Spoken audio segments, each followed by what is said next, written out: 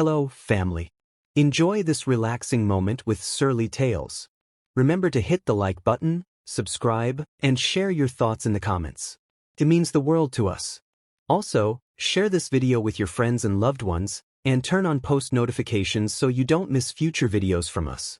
Thank you as you do so. Sit back and relax as we dive into the story.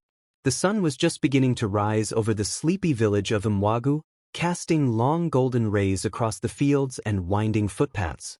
The faint crow of a rooster echoed in the distance, a familiar sound that marked the start of another day.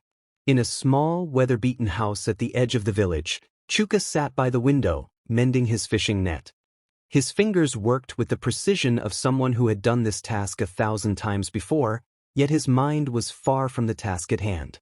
Chuka was a man of simple means, known across the village as the young fisherman who always returned home with just enough catch to feed himself and his aging mother, Mama Chinyere. Life had not been kind to them. After his father passed away when Chuka was just a boy, the responsibility of providing for the family fell squarely on his shoulders. Over the years, the weight of poverty had etched itself into the lines on his face, though he was barely in his late 20s. The house they lived in was no more than a single room with a leaking roof and cracked walls. It stood like a forgotten relic at the end of a dirt road, surrounded by overgrown bushes and an old mango tree that no longer bore fruit. Inside, the room was sparsely furnished, a wooden bed shared by his mother and himself, a small table with 2 mismatched chairs, and a rusted cooking pot that sat permanently on the fireplace. Despite its shabby state, it was home, and Mama Chinyere often reminded him to be thankful for it. "Chuka, have you eaten this morning?" Mama Chinyere's voice broke through his thoughts. She stood at the door, her frail frame wrapped in a faded wrapper that had seen better days. Her face, though lined with age, carried an expression of enduring warmth. "Not yet, Mama. I was thinking I'd head to the river first and see if the fish are generous today," Chuka replied, setting the net aside. His mother sighed. "You work so hard, my son. Sometimes I wish there was more I could do to help." Chuka smiled faintly. "You've done enough, Mama. Besides, one day things will change. I can feel it." But deep down, Chuka was not so sure. Life in the village had been a constant struggle, and no matter how hard he worked, it always seemed like there was barely enough to get by.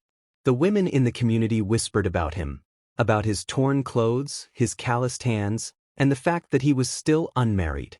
Chuka had tried courting a few young women, but the results were always the same. "Chuka, you're a good man, but I need someone who can provide for me," one had said, her words like a dagger to his heart. Others had laughed outright, asking how he expected to marry anyone when he couldn't even afford a decent roof over his head. Still, Chuka bore it all in silence. He had learned long ago that complaining wouldn't change his circumstances. His only solace came from the river, a place where the world seemed quieter, simpler. The river had been his companion since childhood, its cool waters and gentle currents a source of both livelihood and peace. As Chuka grabbed his fishing net and prepared to leave, his mother placed a hand on his shoulder. "Don't stay out too long, my son. The sun will be fierce today." "I won't, Mama," he assured her before stepping out into the crisp morning air. The path to the river was a familiar one, winding through groves of palm trees and patches of wildflowers. As Chuka walked, he passed a group of young men lounging under a tree, their laughter carrying on the breeze. They glanced his way, their expressions turning smug. Chuka, going to catch enough fish to buy a wife this time?" one of them called out, eliciting a chorus of laughter. Chuka ignored them, his jaw tightening as he quickened his pace. He had long grown accustomed to their taunts, though they still stung. He knew he was an easy target, a poor man with no prospects, but he refused to let their words define him. When he reached the riverbank, he paused to take in the scene. The water sparkled in the sunlight, its surface dotted with lily pads and the occasional ripple from a passing fish. Birds chirped from the trees overhead, and the air smelled of earth and water. It was a beautiful place, yet Chuka could not afford to linger on its beauty. Setting his net in the water, he began the patient work of fishing, casting and pulling, casting and pulling. Hours passed, and the sun climbed higher in the sky, its heat oppressive. Chuka's back ached, and his stomach growled, but he pressed on. He had only caught a handful of fish, barely enough to fill his basket. As he wiped the sweat from his brow, he found himself wondering if this was all his life would ever amount to. Would he always be the poor fisherman, looked down upon by everyone around him? Lost in thought, he didn't notice the peculiar glint beneath the water at first. It wasn't until he pulled in his net and spotted something shiny tangled among the fish that his curiosity was piqued. Reaching into the net, he pulled out a small, heavy object covered in mud. As he wiped it clean, his eyes widened in disbelief. In his hands was a stone unlike anything he had ever seen, smooth and golden, with a weight that suggested it was more than just a pretty rock. His heart began to race as he turned it over, the sunlight catching its surface and sending a dazzling glow across the water. "What is this?" Chuka muttered to himself, his voice barely above a whisper. He had heard tales of people finding gold in rivers, but those were just stories, weren't they? Yet here it was, solid and real, resting in his calloused hands. For the first time in years, hope surged within him. Could this be the miracle he had been waiting for? By the time Chuka returned home, his mother was waiting anxiously by the door. She frowned when she saw the empty look on his face and the small basket of fish in his hands. "Chuka, what happened? You look like you've seen a ghost." Without a word, Chuka reached into his pocket and pulled out the golden stone. His mother's eyes widened as she took it from him, her hands trembling. "Chuka, where did you find this?" she asked, her voice shaking with a mixture of fear and excitement.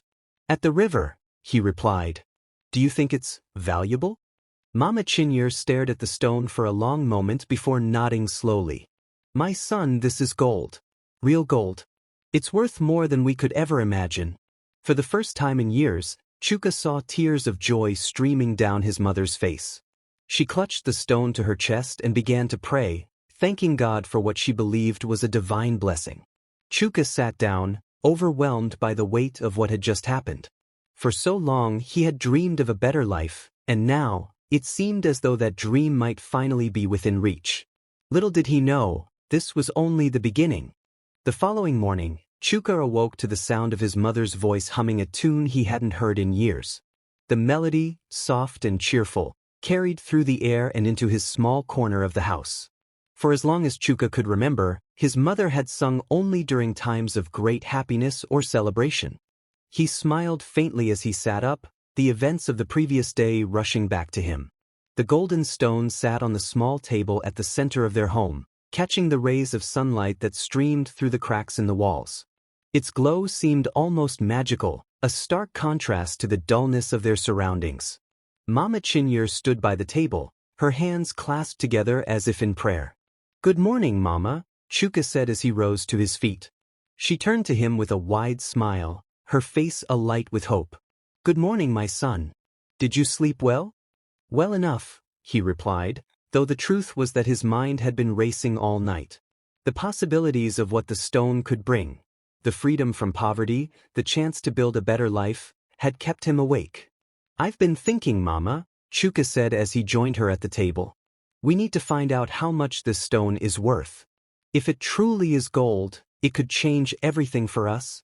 His mother nodded eagerly. "You're right, Chuka. But we can't sell it here in the village. People will take advantage of us. You'll need to go to the city." "The city?" Chuka's heart sank at the thought. Lagos was a world away from their quiet village, a bustling metropolis he had only heard about in stories. The idea of traveling there with no knowledge of its streets or people was daunting. "I know it's a big step, my son," Mama Chinyere said, sensing his hesitation. "But this is our chance. God has blessed us with this stone, and we must do our part to make the most of it." Chuka nodded slowly. His mother was right. They couldn't afford to let fear hold them back. Still, the thought of how to fund the journey weighed heavily on his mind. Traveling to Lagos would require money, and they had little to spare. The next few days were spent gathering what little resources they could. Chuka sold his fishing net and some of the few possessions they owned, scraping together just enough to cover the cost of transportation to Lagos. The villagers, curious about his sudden activity, began to whisper among themselves. "What is Chuka up to now?" one woman muttered as she watched him pack a small bag. Probably another one of his wild dreams, another replied with a chuckle. Chuka ignored the murmurs, his focus fixed on the task at hand. When the day of his departure finally arrived, his mother walked him to the edge of the village, her hand gripping his tightly. "Chuka, promise me you'll be careful," she said, her voice trembling with both pride and worry. "The city is not like our village. There are good people there, but there are also those who will try to take advantage of you." "I'll be careful, Mama," Chuka assured her. "And I'll come back as soon as I can." With one final embrace, he boarded the rickety bus that would take him to Lagos, his heart heavy with both anticipation and fear.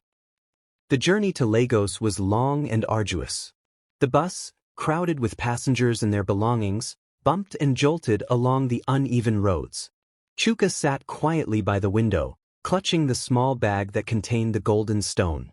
Around him, the other passengers chattered loudly, their voices blending into a cacophony of unfamiliar accents and dialects. As the bus approached the outskirts of Lagos, Chuka's eyes widened in amazement. The sprawling city stretched as far as he could see, its skyline dominated by towering buildings and bustling markets. The air was thick with the sounds of car horns and street vendors calling out their wares. It was a far cry from the quiet simplicity of Umuagu. When the bus finally came to a stop, Chuka stepped out onto the crowded streets, feeling a mix of awe and intimidation. He clutched his bag tightly, wary of the unfamiliar faces that surrounded him. "Brother, you need taxi?" a man called out, approaching him with a wide grin. Chuka shook his head, unsure of whom to trust. He had no idea where to start, but he knew he needed to find someone who could appraise the stone.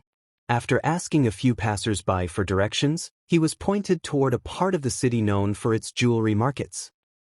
The jewelry market was a maze of stalls and shops, each one overflowing with gold, silver, and gemstones.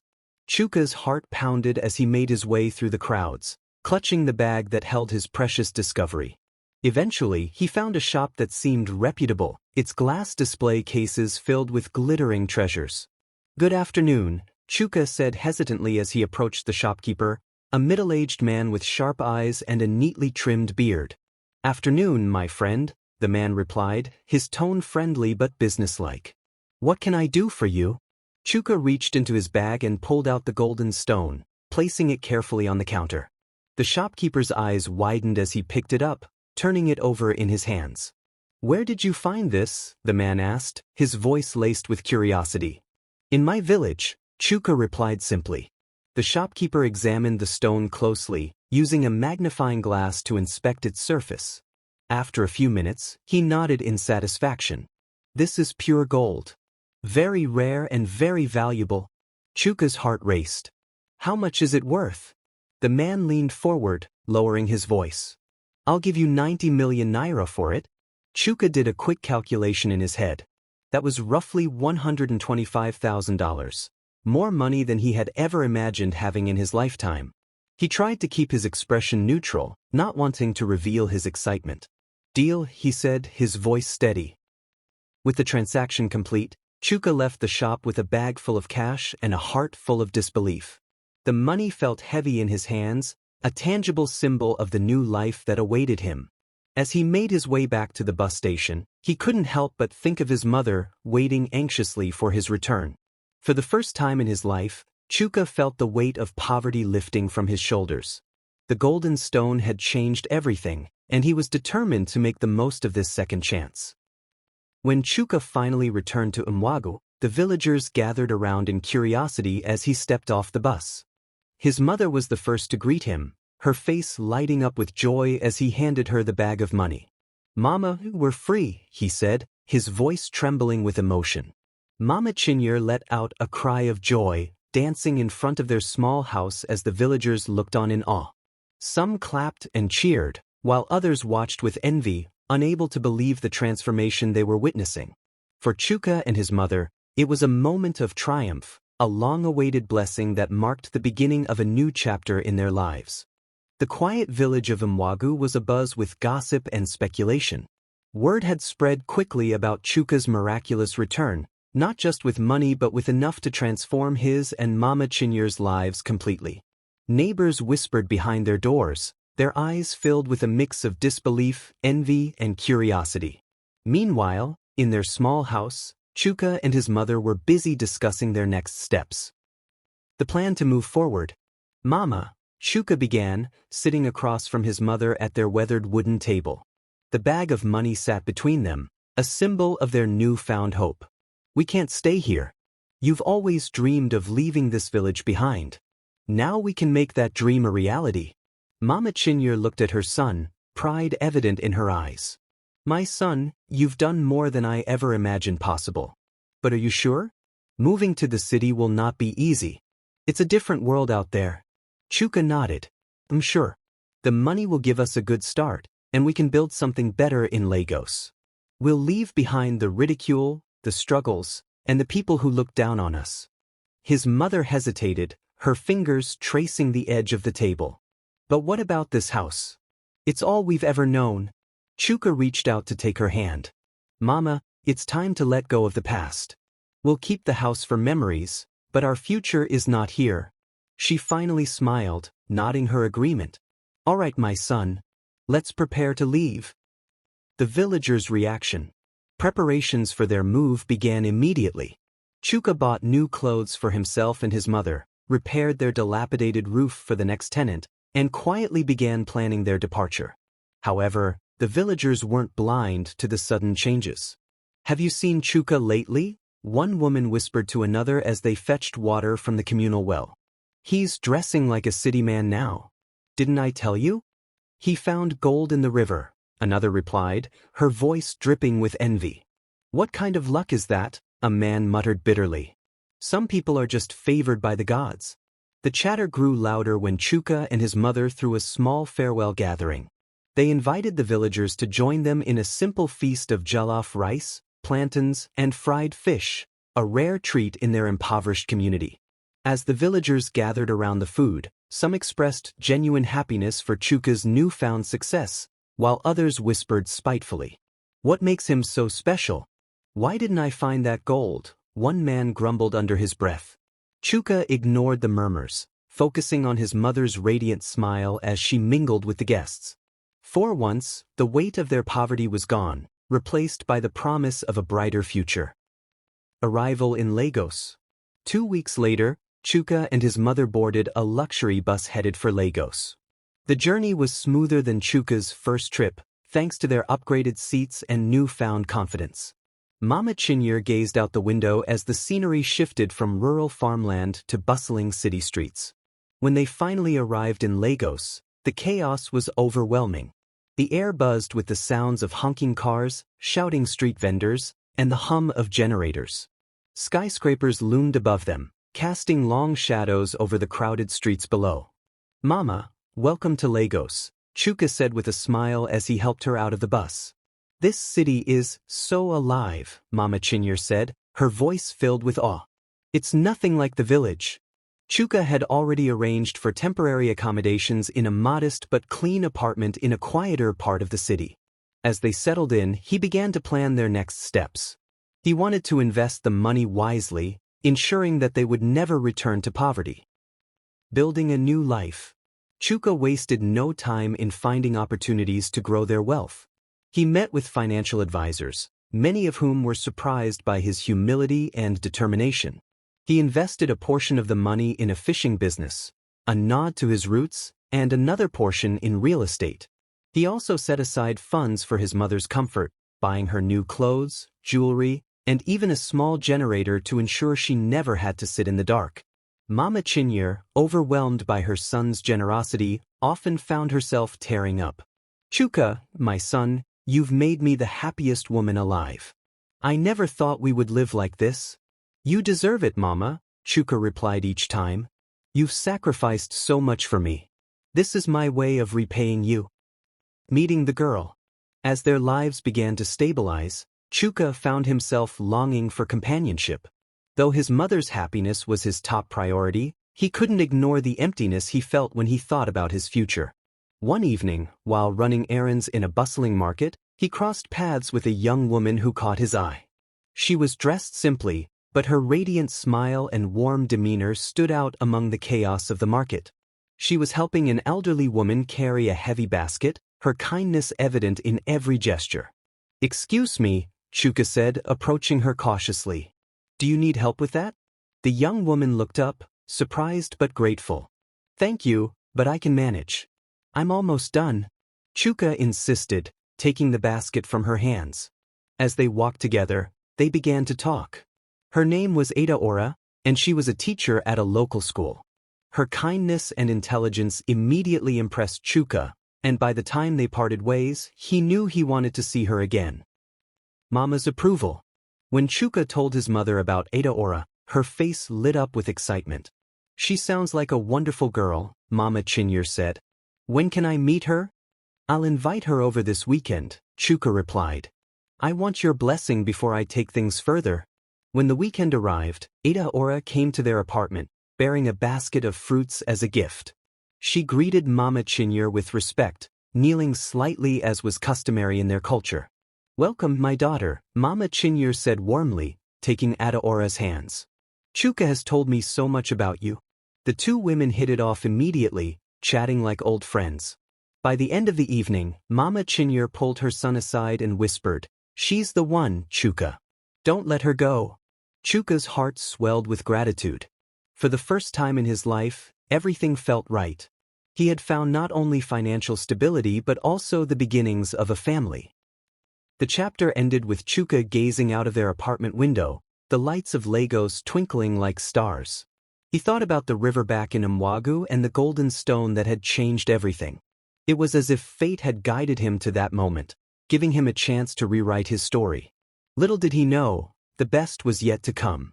The first rays of sunlight peeked through the curtains of their Lagos apartment, illuminating the modest but comfortable space Chuka and his mother now called home.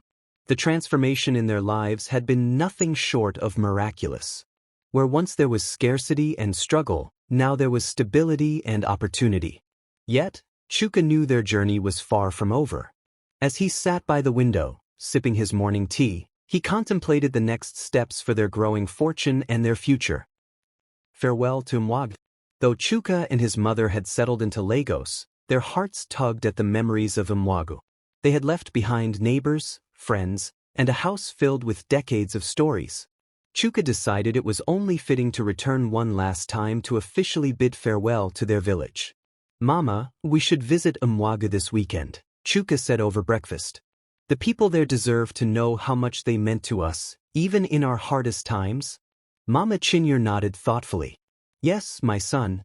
It's important to leave with blessings, not bitterness." When they arrived in the village, the reception was mixed. Some villagers welcomed them warmly, thrilled to see the duo who had defied the odds. Others stood at a distance, their jealousy thinly veiled behind forced smiles. "Chuka, you're a true inspiration," said Obinna, a childhood friend who had always believed in him. "You've shown us that with faith and hard work, anything is possible." But not everyone shared Obinna's sentiment. "He's just lucky," another man muttered under his breath. "If it weren't for that gold, he'd still be fishing in the river." Chuka chose to focus on the positive, thanking those who had supported him during his struggles. Before leaving, he donated a portion of his earnings to repair the village school and clinic, ensuring that his success would leave a lasting impact. The blossoming romance. Back in Lagos, Chuka's relationship with Adaora continued to flourish. She brought a sense of balance to his life, her presence a reminder of the values that had grounded him through his journey. Adaora admired Chuka's humility and resilience, traits that made him stand out in a city filled with people chasing quick wealth. One evening, as they strolled through a quiet park, Chuka turned to Adaora with a serious expression. "Ada, you've been my rock these past few months. I can't imagine my life without you." Adaora smiled, her eyes softening. "And I can't imagine mine without you, Chuka. You've shown me what it means to dream big and stay true to one's roots." Chuka took her hand, his heart pounding. "I want to spend the rest of my life with you. Will you marry me?" Adaora's eyes filled with tears as she nodded. "Yes, Chuka. 1,000 times yes." Mama Chinyere's joy. When Chuka and Adaora shared the news with Mama Chinyere, her joy knew no bounds.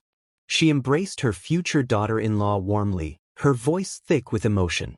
"This is the happiest day of my life," she declared. Chuka, you found a good woman. I couldn't ask for a better blessing. Plans for the wedding quickly got underway, with both families coming together to organize a celebration that blended traditional customs with modern flair. Mama Chinyere, despite her age, threw herself into the preparations with youthful enthusiasm. She worked tirelessly to ensure that every detail reflected their culture and heritage. Building a legacy. While wedding plans consumed much of their time, Chuka remained focused on securing their financial future. His fishing business had expanded rapidly, employing dozens of workers and supplying fresh seafood to markets across Lagos. He also began investing in community projects, such as building affordable housing and supporting education initiatives. I want to give back, Mama, Chuka explained one evening. So many people helped us when we had nothing. It's only right that we do the same for others. His mother nodded, pride shining in her eyes. You're a good man, Chuka. Your father would be so proud of the man you've become. Chuka's efforts didn't go unnoticed.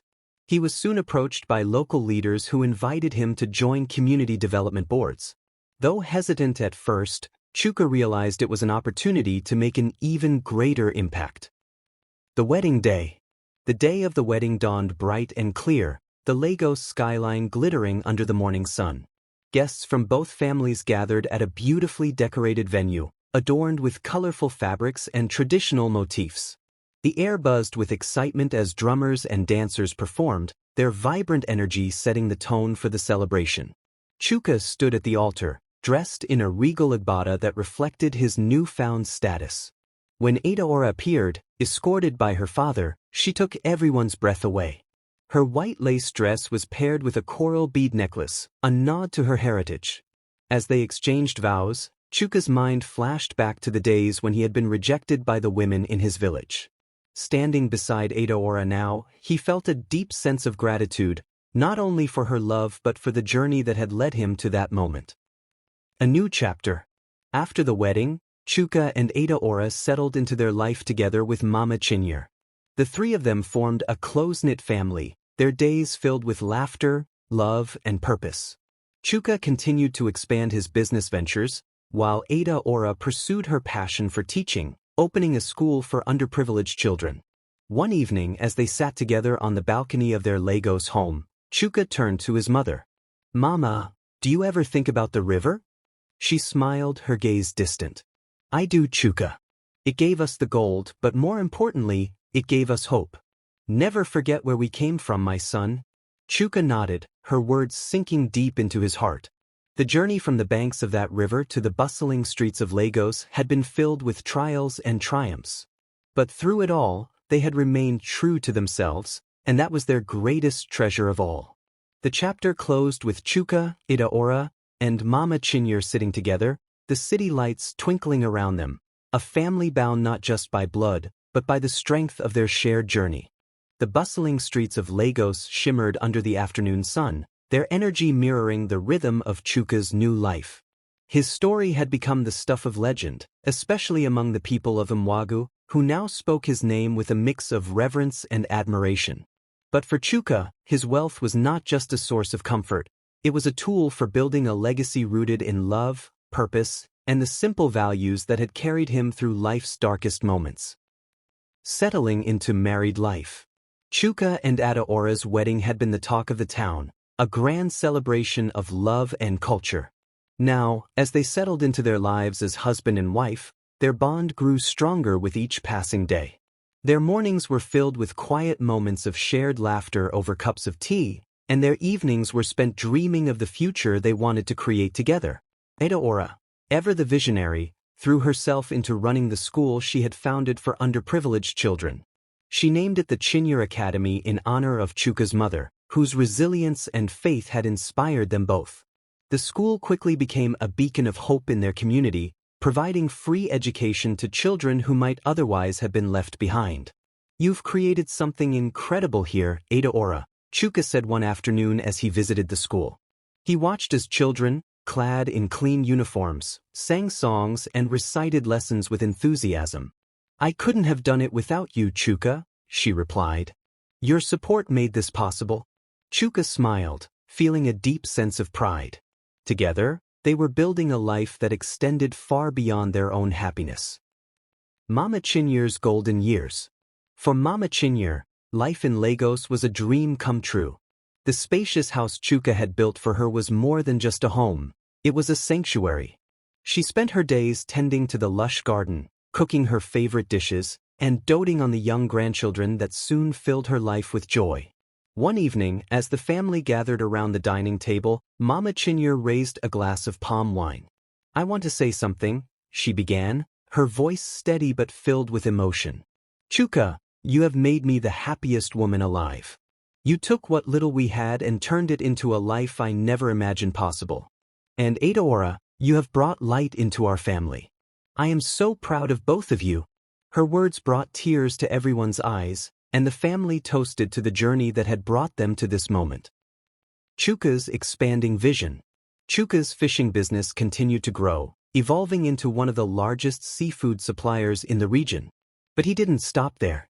Inspired by Adaora's work in education, he launched a scholarship program for young people from rural villages, giving them the chance to pursue higher education and career opportunities in Lagos. He also began investing in infrastructure projects in Umuagu, funding the construction of clean water systems, better roads, and a community health clinic. The villagers, once skeptical of Chuka's success, now saw him as a beacon of hope. "I never thought someone from this village could achieve so much," said Obinna during one of Chuka's visits. "You've shown us that our roots don't have to hold us back. They can inspire us to grow." Chuka's humility remained intact, even as his influence expanded. "This is not just my success," he told the villagers. "It belongs to all of us. And as long as I can, I'll continue to give back." A life of gratitude. As the years passed, Chuka, Adaora, and Mama Chinyere settled into a rhythm of gratitude and purpose. Their home became a hub of activity, filled with the laughter of children, the aroma of Adaora's favorite dishes, and the steady hum of progress. Chuka often found himself reflecting on the journey that had brought them to this point. One day, while walking through his garden with his mother, Chuka stopped by a small fountain he had installed in her honor. The water sparkled in the sunlight, reminding him of the river in Umuagu where his life had changed forever. "Mama," he said, turning to her, "do you ever think about that golden stone?" She smiled, her face serene. "I do, Chuka. But not as much as I think about the man you've become. That stone was just the beginning. It was your heart, your faith, and your determination that brought us here." Her words stayed with Chuka, a reminder that wealth alone could never define a person. It was the choices they made and the lives they touched that truly mattered. A legacy of love. Years later, as Chuka sat on the balcony of their home with Adaora by his side, he watched their children play in the garden below. His mother, now frail but still vibrant in spirit, sat in her favorite chair, singing softly to herself. "Do you ever think about what life would have been like if you hadn't found that gold?" Adaora asked, resting her head on his shoulder. Chuka chuckled. "All the time. But you know what? I think we would have been okay. Maybe not as wealthy, but as long as I had you and Mama, I know we would have made it through." Adaora smiled, her hand finding his. "And that's why I love you, Chuka. You've always known what really matters." As the sun dipped below the horizon, casting the city in hues of gold and orange, Chuka felt a profound sense of peace. His journey had been one of struggle, triumph, and growth, but it was far from over. With his family by his side and his legacy growing with each passing day, he knew the best was yet to come. And so, under the Lagos sky, surrounded by love and laughter, Chuka's story continued, a testament to the power of faith, resilience, and the unyielding strength of the human spirit. The end. If you enjoyed this story, we invite you to give it a like and subscribe to our channel. Your support motivates us to keep bringing heartwarming stories almost every day. We are very grateful for your support. See you soon.